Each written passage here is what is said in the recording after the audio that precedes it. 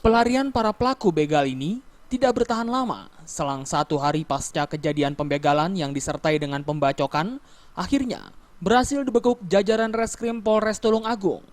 Salah seorang pelaku merupakan perempuan berinisial AY, 15 tahun, merupakan warga Kecamatan Munjungan, Kabupaten Trenggalek.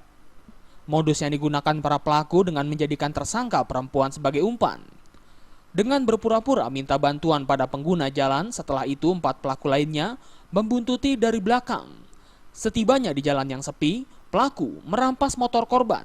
Pelaku pun tak segan-segan membacok korban jika berani melawan. Motifnya untuk sementara perampasan. Jadi memang dia merampas untuk dimiliki ya. Untuk sementara motifnya itu. Untuk dimiliki ya mungkin entah mau dijual atau digelapkan dan lain sebagainya. Barang bukti yang disita adalah? Barang bukti untuk sementara 1 buah golok karena korban itu sempat dibacok. Korban sempat dibacok karena ini kan motornya kan dirampas. Dan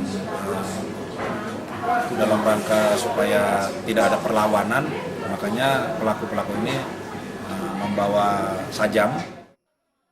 Guna proses hukum lebih lanjut, pelaku dan 3 buah kendaraan roda 2 serta 1 buah golok diamankan petugas sebagai barang bukti. Akibat perbuatannya, pelaku akan dijerat dengan pasal 365 ayat 1 dan ayat 2 KUHP tentang perampasan dan kekerasan dengan ancaman hukuman 9 tahun penjara. Dari Tulung Agung, Jawa Timur, Hoirul Abadi melaporkan.